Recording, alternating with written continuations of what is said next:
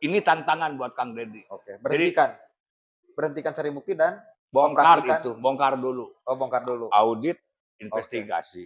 Oke, karena Kenapa? indikasi ada masalah di situ. Kenapa Legok Nangka tidak jalan? Oke, Legok Ya, Nangka tidak jalan. jalan. Dan kenapa memperpanjang Sarimukti? Oke.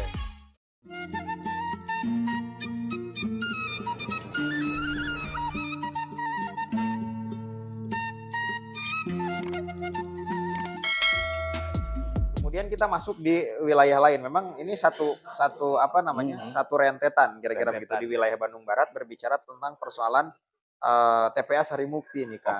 Oke, berbicara tentang TPA Sarimukti ini menurut informasi bahwa TPA Sarimukti ini ditetapkan dijadikan sebagai tempat pembuangan air sampah di situ karena memang ini merupakan alternatif pada waktu itu ketika Leuwi Gajah mengalami musibah kan kira-kira. Nah, ketika berbicara tentang persoalan sementara, ini udah berapa tahun kan kira-kira gitu. Nah, kemudian selain daripada berbicara tentang persoalan kejelasan itu, mungkin akan mengetahui tentang itu. Dan kemudian yang kedua adalah berbicara tentang infak yang terjadi kan kira-kira gitu. Kemudian perencanaannya seperti apa kan kira-kira gitu. Dan kemarin yang lebih mengerikan lagi bahwa berbicara tentang jatah tonase untuk Bandung Barat justru malah dibatasi gitu. Padahal berbicara tentang persoalan kewilayahan adanya di Bandung Barat. Padahal punyanya Bandung Barat. Bandung Barat. Justru malah kota Bandung lebih banyak kira-kira begitu. Itu juga menjadi persoalan kemarin di Bandung Barat. Nih, menurut pandangan Akang seperti apa? Melihat daripada aspek legal formal, berbicara tentang kebijakan dan berbicara tentang persoalan dampak lingkungan gitu loh. Ini apakah sebuah kekurang mampuan atau ketidakberanian atau sudah nasibnya kan? Oke. Ya, bahwa Sarimukti ini kan berada di wilayah administratif Bandung Barat. Iya. Tepatnya di daerah di daerah Raja Mandala, Sarimukti. Raja Mandala ya. Dan setahu saya ini adalah sebuah fenomena yang sudah kita susah mengukurnya sebagai satu yang boleh dikatakan ini sebuah musibah besar bagi kita ya.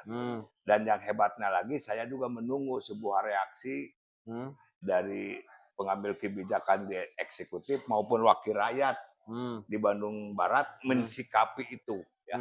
Karena ini adalah sesuatu yang menurut saya sudah abnormal. Ya, abnormal. Jadi begini.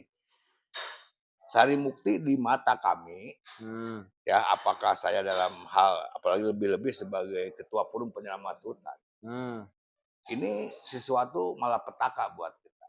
Dan saya tidak pernah mau menyebut bahwa Sarimukti TPA. Oke. Jadi tidak ada. Apa legitimasinya TPA? Kapan pemerintah provinsi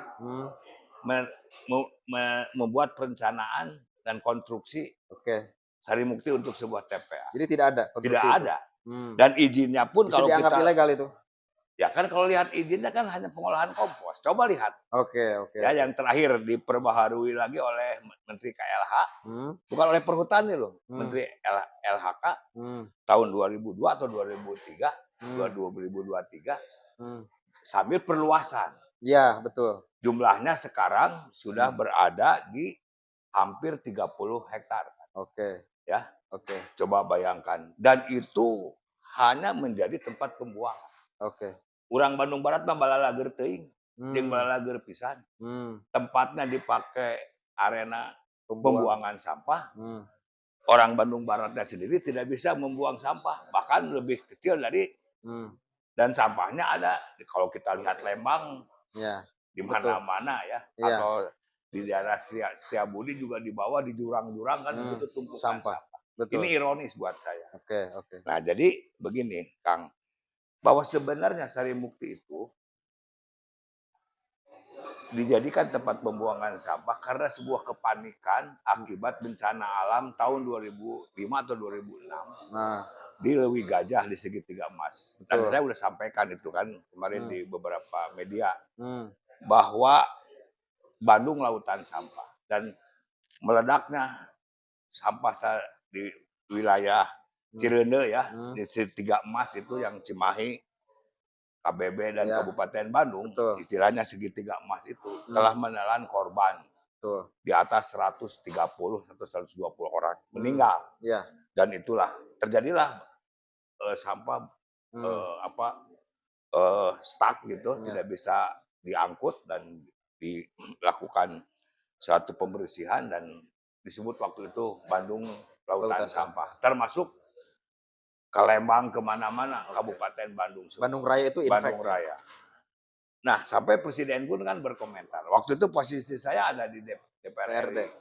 DPR RI. Sudah di DPR RI. Oke, Dan saya juga gitu. diminta pendapat karena wakil dari Jawa Barat. Zaman wali kotanya Pak Dada, Bandung ya, di sana Pak Obar, lalu Kang Itoh di Cimahi, lalu KBB awal-awal. Ya waktu itu belum ya, sebab 2007 kan masih Kabupaten Bandung Pak Obar ya. PJ dulu. Ya. Lalu saya nggak tahu bagaimana pertimbangannya, maka hutan Sarimukti. Jadi Sarimukti itu hutan belantara. Ya, hutan jati kata nggak salah. Hutan jati, ya. Dan pada saat itu tidak ditebang, tidak apa-apa. Yang penting sampah masuk. Tidak ada kajian terlebih dahulu. Ya, tidak ada. Oke. Dan janjinya 4 tahun. Sementara makanya. Oke, ya makanya sementara. Ya, sementara. Bayangkan 4 tahun. Nah, Gubernur Jawa Barat waktu itu Pak Dhani Setiawan. Saya tidak tahu ya sejak kapan dan kenapa ini menjadi concernnya provinsi. Yang sebelumnya yang kita tahu di zaman saya ketua DPRD kan menjadi kompetensi masing-masing daerah. Nah, peralihan dari Pak Dhani karena tahun 2008 melahirkan pilkadanya pertama yang pilih langsung Pak Aher dan Pak Dede Yusuf. Betul. Dicanangkanlah Legok Nangka tahun 2010. Ya, betul nggak? Betul. Dan saya pernah diminta pendapat ketika ada pematangan pansus tahun 20 berapa. Coba bayangkan. Ya. Ini sebuah hal yang ironis yang menurut saya belum menemukan jawaban. Pemerintah tuh maksudnya apa sih? Satu pihak Legok Nangka direncanakan. Katanya juga biayanya sudah menelan di atas 1,5 triliun, bahkan 1,7 katanya. Dari tahun 2010, sekarang tahun 2025 masih belum operasi.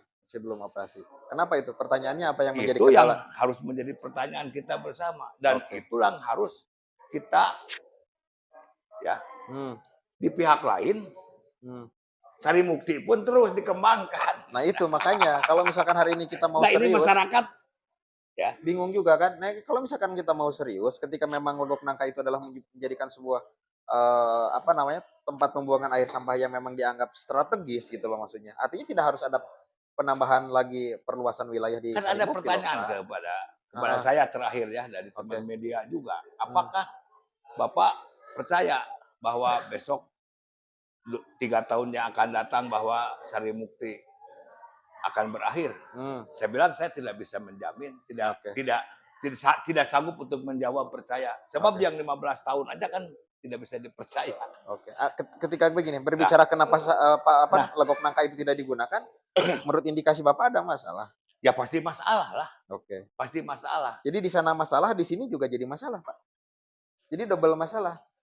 Apapun seharusnya yang terakhir Pak Sekda ya dengan atraktif bicara di media sosial, saya juga kaget.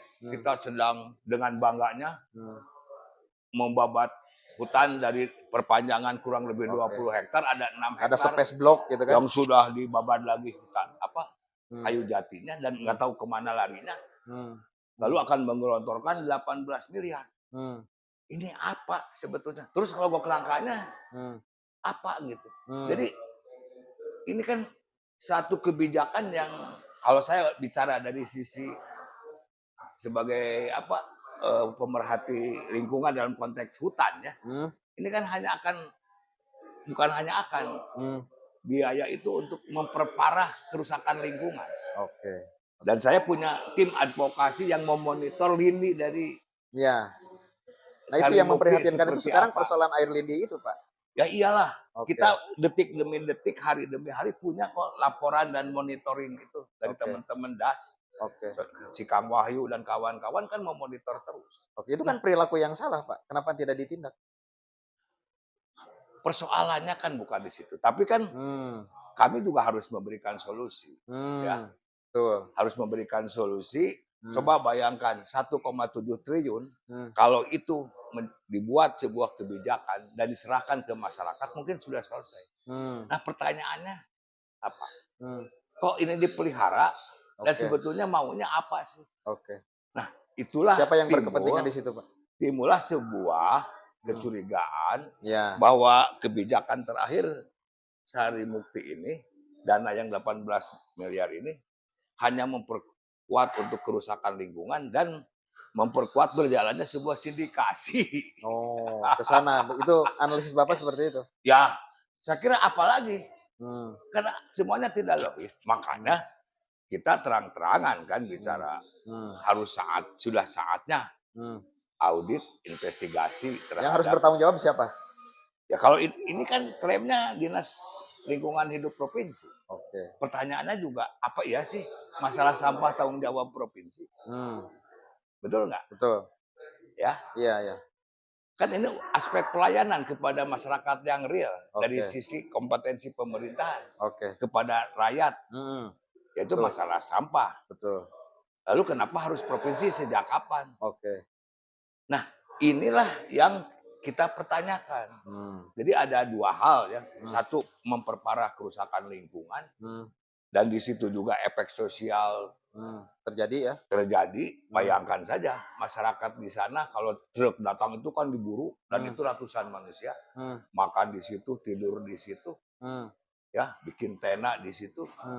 Kan kasihan. Apa iya sih peradaban bangsa kita itu? Nah, oleh karena itu, Kang, saya sudah mengantisipasi 5 tahun yang lalu sudah menawarkan, bahkan sampaikan langsung ke Kang Ridwan Kamil, bahwa ada satu analisa kemungkinan ini akan semakin parah. Sudah overload, sudah tidak wajar. Dan kerusakan lingkungan maupun kerusakan sosial di situ sudah nggak bisa di. Makanya saya katakan balalager orang Kabupaten Bandung Barat mah. Jadi tindakan nyata yang harus memang dilakukan sebetulnya apa sekarang dalam waktu dekat ini? Ini tantangan buat Kang Deddy. Berhentikan Sarimukti dan bongkar dulu. Bongkar dulu. Audit, investigasi. Karena indikasi ada masalah di situ. Kenapa Legok Nangka tidak jalan? Legok Nangka tidak jalan. Dan kenapa memperpanjang Sarimukti? Dan itu uang negara berarti sudah berapa di situ? Toh tidak selesai. Nah oleh karena itu kami terakhir kemarin Kang, saking gemes lah gitu ya. Apa iya sih? Ini kan yang terganggu bukan hanya urusan teknis, tapi juga peradaban. Ya nilai. Betul. Ya, apa iya sih bangsa kita tidak mampu? Apa iya sih teknokrat kita, perguruan tinggi kita ada ITB, tidak mampu menyelesaikan persoalan ada itu. IPB, ada Unjani, ada Unpad, dan setelah dicek mereka banyak inovator yang berkreasi tentang pengolahan sampah. Tapi yang tidak diberikan kan adalah memang itu adalah pemeliharaan, memang harus seperti itu. Ya kan kemarin kami di Telkom University mengumpulkan para pelaku. Ada profesor dari ITB, dari kimia teknik, ada dari kimia ada dari teknik industri, ada dari berbagai gabungan, ada para ahli dan para pelaku, dan pada dasarnya siap kita. Yang tidak diberikan adalah regulasi kan. Regulasinya. Nah pertanyaan kita, pemerintah ini dalam konteks sampah ini mau jadi apa sih? Mau jadi regulator atau mau jadi juga eksekutor? Nah ketika merangkap sebagai regulator dan eksekutor ya seperti ini. Kang, gini pertanyaannya. Kalau misalkan berbicara tentang kebijakan, berbicara tentang sekarang Sarimukti dan persoalan surat edaran tentang penutupan tambang dan sebagainya, menurut Akang hari ini gubernur harus lebih concern dulu pada persoalan sampah? Kang, ini ada yang olok-olok loh. Kan kita dengar kemarin kemudian LH kan mau menutup Sarimukti, kan kontradiktif dengan kebijakan Prof. Jabar justru mengelontorkan. Betul nggak? Objeknya kan Sarimukti. Kan kita mendengar ada penilaian dari LH, peringatan atau penutupan bahwa ini dumping, ini sudah harus ditutup. Tapi di pihak lain kan dilakukan justru. Ini kan melawan sebetulnya. Ya.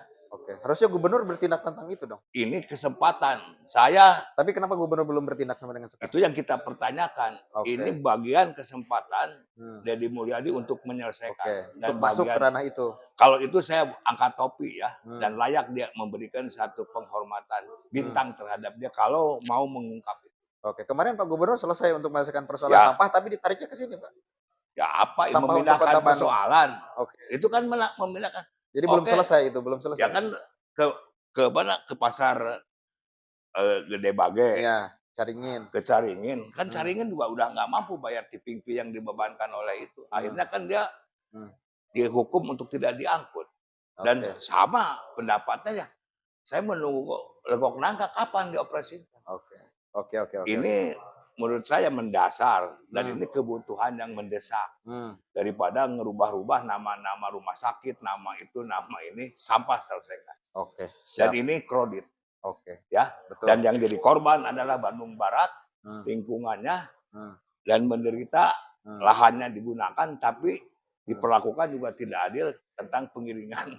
Oh, oke. Jadi solusinya ada berapa Kang hari ini terkait dengan urusan persoalan sampah urusan persoalan penanganan Sarimukti ke depan? Sarimukti, libatkan masyarakat, kerjakan secara gotong royong, undang para ahli di bidang persampahan, dan pemerintah sebagai regulator. Dan undang juga investor. Saya meyakini, makanya kalau tadi habis 1,7 triliun legok nangka yang tidak selesai, lalu kemudian juga biaya-biaya yang dialirkan ke Sarimukti, kalau dikumpulkan katakan ada 2 triliun untuk menyelesaikan Bandung Raya dan diserahkan ke masyarakat pasti selesai. Oke. Itu komitmennya yang harus dilakukan, Iya. kira-kira begitu. Ada pesan-pesan lain nggak? Ya, jadi begini, soal sampah ini harus dalam 5 kerangka berpikir. Pertama, perubahan pola pikir. Kedua, kebijakannya harus mengandung edukasi. Sudah terlalu lama masyarakat disuruh memilah dari rumah masuk ke TPS disatukan lagi, sampah diangkut-angkut, bakteri disebarkan setiap sudut, dan berapa kosnya. Kalau dibuang begitu saja ke Sarimukti. Jadi harus ada nilai edukasi. Ketiga, bahwa sampah ini material. Material baik organik maupun anorganik yang punya nilai ekonomis. Dan itu bisa direkayasa dengan berbagai inovasi dari kemampuan perguruan tinggi. Dan itu sudah ada kan. Nah, keempat, penciptaan lapangan kerja. Kalau ini disebar ke setiap kelompok masyarakat per 10 ton atau per 5 ton atau per 20 ton dan outputnya bisa menjadi pupuk dan untuk menunjang ketahanan pangan, kemudian bisa jadi inovasi lain, organiknya bisa jadi pakan, lalu yang non organiknya bisa dimanfaatkan daur ulang atau mungkin ada RDF atau briket atau apa namanya, dan teknologi itu ada. Siap, saya sudah tinggal komitmen berarti ya. Komitmen mau atau tidak hari ini pengambil kebijakan. Nah itu tadi. Jadi ini terkesan seperti dikekeuweuk batur ulah. Oke. Yang jadi korban siapa? Kan Bandung Barat. Tapi ini berbicara tentang tarik menarik bahwa ketika memang situasional seperti itu ada yang diuntungkan mungkin Pak. Ya masa negara harus kalah? Di situ uji nyali Deddy Mulyadi. Berani nggak menyelesaikan itu? Siap. Luar biasa. Oke Kang. Jadi, siap. Jadi yang terakhir adalah lingkungan bersih. Lingkungan bersih. Jadi peradaban ini. Jadi kalau mengembangkan orang Sunda sebagai sama-sama Bapak Aing, ya Raja Sunda, tidak diwariskan kita punya peradaban seperti ini. Siap. Ya, apalagi dibuang ke sungai. Bapak langit indung bumi Kang, memperlakukan alam itu, bumi itu seperti kita menghormati orang tua sendiri. Memuliakan itu menjadi satu kewajiban. Saya kira iya. Bukan hanya kepada pencipta, tapi kepada hasil ciptaannya pun kita harus menghormati. Dan bagian daripada itu alam. Berdosalah kita kalau membiarkannya. Dan ini sekali lagi, ya, kalau betul bicara Jabar istimewa, dimulai dari keistimewaan menertibkan sampah. Siap. Terima kasih Kang, luar biasa pada kesempatan malam hari ini sudah kita membahas bahwa berbicara tentang surat edaran berkaitan dengan penutupan sementara terkait dengan galian tambang di wilayah Cipatat, Bandung Barat, juga berbicara tentang persoalan Sarimukti. Ya, sudah diberikan sebuah clue-clue yang disampaikan dan juga ada hal-hal yang alternatif. Ini mudah-mudahan memberikan sebuah dorongan rekomendasi kira-kira begitu untuk bagaimana para pengambil kebijakan ini secara cepat, jelas kira-kira begitu ya. Transparan kira-kira begitu. Jadi jangan setengah-setengah kira-kira begitu loh. Jadi itu menjadi sebuah harapan Akang kira-kira hari ini, bahwa hari ini masih mendukung Jabar Istimewa. Saya perlu bentangan. Itu yang kita minta. Ya, jadi kita kriteria Jabar Istimewa itu dijabarkan dalam sebuah kebijakan seperti apa. Istimewanya di bidang pendidikannya gimana, di bidang kesehatannya gimana, di dalam konteks pencapaian ketahanan pangannya apa, dan istimewa dalam hal penanganan sampah. Jadi mendukung visi misi istimewa. Ya, saya belum bisa mengatakan mendukung, wong konsepnya aja nggak jelas, kan baru stigma, baru ucapan. Ya, kan sudah ada visi misi. Kemarin ada sosialisasi visi misi Jabar Istimewa. Ya kan belum dibentangkan, apakah dalam bentuk perda atau apa. Ya, kan jadi, baru slogan kampanye beliau, tapi kan belum diperlihatkan. Tentang dasar-dasar filosofisnya, lalu kemudian capaian target-target pencapaiannya. Akang belum mengetahui itu. Ya belum mempelajari itu. Ya jangan-jangan saya DPRD-nya aja mungkin belum diajak bicara kok. Tapi ketika dianggap itu rasional, visi misi istimewa, ya saya bilang kenapa? Kita kan selesai lah. Ya. Kita juga menghormati bahwa Deddy Mulyadi jadi gubernur adalah suatu produk konstitusi. Demokrasi. Dan kita menghormati alur itu ya. Tetapi bahwa apa yang memang menjadi sebuah kebijakan itu dituangkan dalam sebuah regulasi. Contoh begini, Kang. Ya. Ya kita hormat saja memberi contoh. Gubernur turun ke kali. Di Bekasi. Lalu dipiralkan dan dilihat, gubernur hebat. Turun. Yang kita harapkan ya boleh-boleh saja. Hanya untuk sebuah kamera gitu untuk dikontenkan. Tapi yang kita tunggukan ada sebuah regulasi dari seorang gubernur bagaimana caranya sampah tidak ke sungai. Jadi menurut Akang begini, bukan gubernur yang berjalan tapi sistem yang harus berjalan. Iya. Gitu harapan Akang. Gubernur itu adalah eksekutor, Kang. Dia harus pengambil kebijakan. Sampah bagaimana caranya tidak ke sungai. Artinya ada aturannya, dibuat kerangka mekanismenya, ada larangannya, ada tertibnya, ada sarananya, dan ada biayanya. Dituangkanlah dalam sebuah kebijakan gubernur. Gimana caranya? Bila perlu sanksinya. Tapi menurut Pak Gubernur itu terlalu lama, tapi penting. Ya sekarang mau bagaimana? Ya rakyat tidak disaranai, akan jamin. Kalau sekarang tentara angkat kaki dari Citarum, lalu Citarum tidak akan ada sampah tanpa diberikan sebuah regulasi dan dukungan sarana. Betul nggak? Ya, kan kita nggak enak.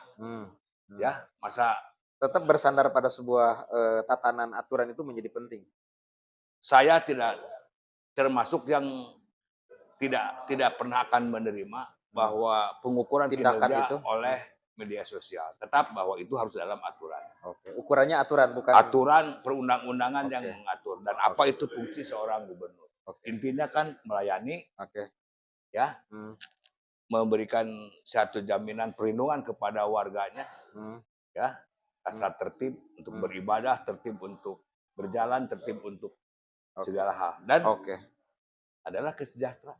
Kemarin bagaimana pandangan Akang berbicara tentang persoalan apakah terjadi disharmonisasi di pemerintah Provinsi Jawa Barat? Ya itu cerminan. Kalau menurut saya disharmonisasi bukan hanya dengan DPRD kan, yang tentu itu juga ada aturannya. Makanya saya berani mengatakan karena itu ada Kepresnya, Inpresnya, ada edaran Mendagrinya. Kalau perubahan anggaran itu harus dibicarakan dengan DPRD. Tapi kemarin juga berbicara tentang persoalan kewenangan sekda dan wakil itu. Gubernur. Kalau menurut saya ya itu mendagelan ya. Mungkin yang sebetulnya protesnya wakil gubernur kan ke gubernur. Sekarang beginilah, jangan kita melihat bahwa ributnya wakil gubernur dengan sekda. Sekda pejabat administratif kan. Kalau diperintahkan oleh gubernurnya, ketika ini menentukan kepala dinas, wakil gubernur diundang untuk diajak bicara. Ketika ada pelantikan, wakil gubernur, sekda tolong wakil gubernur diundang Ya kalau tidak ada perintah itu ya cungak cinguk lah. Oke. Jadi sindiran aja, itu mah bahasa orang Sumedang. Jadi itu berbicara tentang terhadap user gitu ya. Kalau Jadi saya user ya. maksudnya mah ke gubernur mungkin ya. Oke. Oke, siap Kang, terima Ya kasih. iya dong. Jangan kasihan kan seolah Pak Sekda jadi sasaran. Padahal yang mengomando untuk memberitahu dan mengajak berunding untuk sebuah kebijakan itu siapa? Dan ini satu paket. Dan marwah gubernur dan wakil gubernur kan sama. Pemegang kedaulatan yang dipilih oleh rakyat. Sedangkan Sekda kan pejabat administratif. Oke, luar biasa sekali pada malam hari ini kita sudah berbicara tentang persoalan surat edaran, berbicara tentang kebijakan gubernur, dan juga berbicara tentang persoalan Sarimukti kan kira-kira. Dan kemudian juga Akang sudah menyampaikan beberapa hal tadi, sebuah harapan dan keinginan kira-kira dan cita-cita akan kira-kira gitu ya. Dan itu mudah-mudahan bisa menjadi sebuah bahan rekomendasi juga berbicara tentang persoalan Bandung Barat yang memang di sini ada juga kaitan dengan regulasi yang memang dikeluarkan oleh pemerintah Provinsi Jawa Barat gitu loh. Oke, Kang, ada closing statement nggak sekarang? Ya, semoga Bandung Barat tetap jaya dan mencapai apa yang menjadi tujuan pembentukan Kabupaten Bandung Barat. Ya, sampurasun. Oke, luar biasa. Terima kasih Kang Eka Santosa pada malam hari ini sudah menyampaikan gagasan-gagasannya pada kita. Mudah-mudahan nanti bisa memberikan informasi-informasi yang lebih berbicara tentang kepentingan masyarakat banyak, khususnya Jawa Barat dan khususnya paling penting adalah Kabupaten Bandung Barat. Kudunya ke Bandung Barat kira-kira gitu. Oke, atur nuhun Kang Eka ya. Salam baktos, mudah-mudahan aya dina ginanjar kawilujengan. Alhamdulillah. Mudah-mudahan barokah manfaat umurna. Atur nuhun. Wassalamualaikum warahmatullahi wabarakatuh. Waalaikumsalam.